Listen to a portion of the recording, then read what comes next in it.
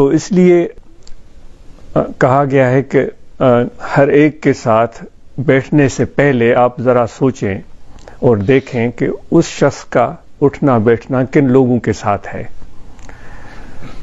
پھر اس کے ساتھ آپ دوستی اور تعلق اور صحبت بڑھائیں۔ اگر اس کا پتہ نہیں ہوگا اور ہم بغیر سوچے سمجھے کسی کے ساتھ اٹھنا بیٹھنا شروع کریں تو اس کے نتائج اچھے نہیں بھی ہو سکتے، کیونکہ آیت کریمہ جو میں نے تلاوت کی اس میں اللہ تعالیٰ فرماتا ہے کہ اے ایمان والو، اللہ کا خوف دل میں رکھو اور سچے لوگوں کے ساتھ اٹھو بیٹھو، سچے لوگوں کے ساتھ۔ ایک چھوٹی سی مثال میں عرض کرتا ہوں جس کو شاید ہم اس مثال کے ذریعے اس کی گہرائی کو ہم پا سکیں، جو اللہ تبارک و تعالی ہمیں حکم دے رہا ہے کہ سچے لوگوں کے ساتھ اٹھو بیٹھو۔ اب سچائی جو ہے وہ میرے اس جیکٹ کا نام نہیں ہے، میں جیکٹ مان لوں تو آپ کہیں کہ بھئی یہ سچا ہے۔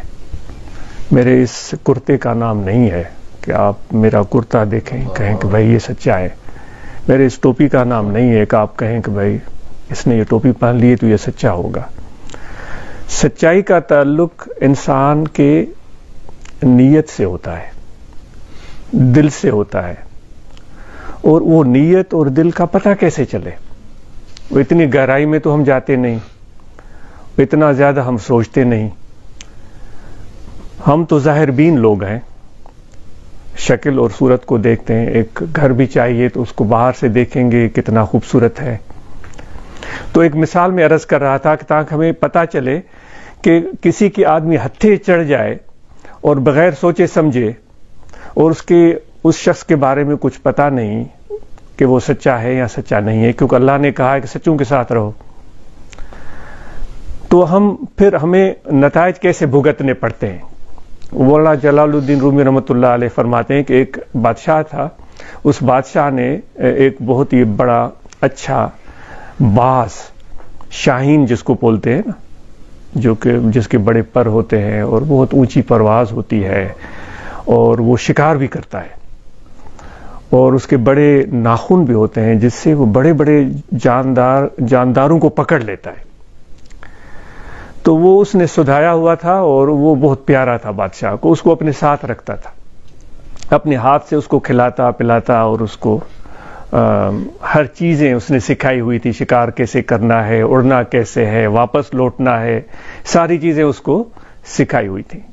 تو وہ بادشاہ کا باز، وہ چونکہ پرندے تو آزاد فضاؤں کے عادی ہوتے ہیں، کسی دن اس طرح اڑا اس کے محل سے کہ وہ غائب ہی ہو گیا۔ اب وہ اتنا بڑا سدھایا ہوا سکھایا ہوا باز تھا کہ بادشاہ کو بہت پیارا بھی تھا، تو بادشاہ پریشان ہو گیا میرا باز کہاں گیا۔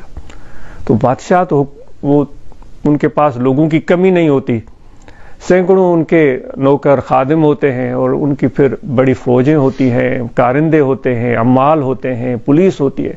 اس نے ایک سے ایک بندے کو بھگایا کہ بھائی آپ سارے علاقے کو چھان مارو لیکن میرا باز مجھے ملنا چاہیے۔ آپ سمجھ سکتے ہیں کتنا وہ ڈیسپریٹ ہوگا، کیونکہ اس کو اس سے پیار تھا اور اس کے پاس وسائل تھے۔ تو لوگ بھاگے، کوئی شمال، کوئی جنوب، کوئی مشرق، کوئی مغرب، کوئی پہاڑوں میں گیا، کوئی جنگلوں میں گیا، کوئی شہروں میں گیا، کوئی دیہاتوں میں گیا کہ بھئی یہ باز کہاں گیا۔ بڑے محنت و مشقت کے بعد ان کو یہ باز کسی ایک بڑھیا کی کٹیا میں مل گیا۔ اب وہ رومی صاحب کہتے ہیں کہ باز اڑتا اڑتا جب اس بڑھیا کی کٹیا پر آیا تو بڑھیا نے اس کو دیکھا، تو چونکہ انسانوں سے مانوس تھا تو بڑھیا نے اس کو کوئی چیز آفر کی تو باز آ کر اس کے بازو پر بیٹھ گیا۔ تو بڑھیا نے اس باز سے بڑا پیار کیا اور پیار کرتے کرتے اسے باتیں کرنے لگی۔ اس نے کبھی باز دیکھا نہیں تھا، اس کو باز کا پتہ بھی نہیں تھا کہ باز کا کام کیا ہوتا ہے، باز کی خصوصیات کیا ہوتی ہیں۔ وہ اب اس سے اپنا پیار جتلا رہی ہے، ہاتھ اس کے سر پر ہاتھ پھیر رہی ہے، اس کے یوں پر کھولے تو بہت لمبے تھے، تو اس کو ایسے لگے جیسے کسی لڑکے کے بال بڑے ہو جائیں تو وہ بھدا لگتا ہے۔ اس نے اوہو تمہارے یہ جو پر ہیں اتنے بڑے ہیں، کتنے بھدے لگ رہے ہو، یہ برے لگ رہے ہیں پر، ان کو کسی حد میں ہونا چاہیے۔ اس نے کینچی اٹھائی اور اس کے پر کاٹ دیے، کیونکہ وہ چاہ رہی تھی کہ یہ پرندہ خوبصورت لگے، اچھا نظر آئے۔ اور پھر جب اس نے کھلانے کی کوشش کی تو وہ کچھ کھا نہیں پا رہا تھا، کیونکہ وہ گوشت کھانے کے لیے اس کی نوکدار چونچ ہوتی ہے. اس نے کہا ارے تو دانا بھی نہیں چگ سکتا، اس طرح کی چونچ سے تو دانا کیسے چگے گا؟ کیونکہ اس کو تو پتہ ہی نہیں تھا کہ یہ تو دانا نہیں چگنے والا، یہ تو گوشت خور ہے.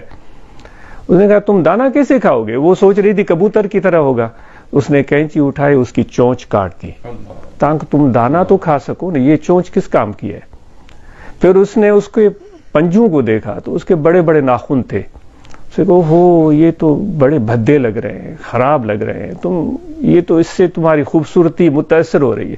اس نے کینچی اٹھائی اور اس کے ناخنوں کو، اس کے پنجے کے ناخنوں کو اس نے کاٹ دیا. اب آپ تصور کریں اس باز کی شکل کیا رہی ہوگی. تو جب بھاگتے بھاگتے لوگ وہاں پہنچے تو وہ باز تو مل گیا. باز کو لے کر بادشاہ کے پاس گئے. بادشاہ نے جب باز کو دیکھا تو وہ بڑا پریشان ہوا، اور اس کو دیکھ کر اس کے تو اوسان خطا ہو گئے، کیونکہ اس نے بڑی محنت سے اس کو پالا پوسا تھا، اس کو سدھایا ہوا تھا. تو اس باز کو بادشاہ کہنے لگا کہ دیکھو تم ایسے لوگوں کے ہتھے چڑھ گئے جن کو تمہارے بارے میں کچھ علم نہیں، تمہاری قدر نہیں جانتے، تمہارا کام نہیں جانتے، تمہاری خصوصیات کو نہیں جانتے، تو انہوں نے تمہارا کیا حشر کر دیا. غلط لوگوں کے ہتھے چڑھ گئے اور تم نے اپنی وہ جو خصوصیات ساری تھی وہ ساری گنوا دی. اب تم اڑ بھی نہیں سکتے، پر کٹے ہوئے. تو یہ باز جب اڑے ہی نہیں تو وہ تو مرغی کی طرح ہو گیا. وہ گھر میں جس طرح مرغی آدمی پال لے. چونچ کٹ گئی، اب تم گوشت بھی نہیں کھا سکتے تو تم پیٹ کیسے بھرو گے؟ پنجے بھی کٹ گئے، تم شکار بھی نہیں کر سکتے. تو جب انسان جو اس طرح کے بے قدر اور لا علم اور غلط لوگوں کے ہتھے چڑھ جائے تو پھر ہمارا حال بھی ایسا ہی ہو جاتا ہے کہ ہم جھوٹ بولنا بھی شروع کر دیتے ہیں، ہم دھوکہ دینا بھی شروع کر دیتے ہیں، ہم اور بے شمار عادتیں اپنا لیتے ہیں، کیونکہ وہ چیز جن کے ساتھ ہم اٹھتے بیٹھ رہے ہیں ان کی عادتیں، ان کے طریقے ہم غیر محسوس طریقے سے، وہ ہمیں کہیں گے بھی نہیں. اگر کوئی سگریٹ پینے والا ہے، ہم ان کے ساتھ گھومتے پھرتے رہیں تو کسی دن وہ ہمیں بھی کہے گا بھائی ایک کش لگا لو. تو ہو سکتا ہے پہلے ہم سگریٹ نہ پی رہے ہوں، اس وقت پینا شروع کرتے. تو عربی کا کہنا ہے کہ الصحبت مؤثرۃ ولو کان ساعۃ، صحبت کا اثر ہوتا ہے چاہے کہ ایک لمحے کے لیے ہی کیوں نہ ہو.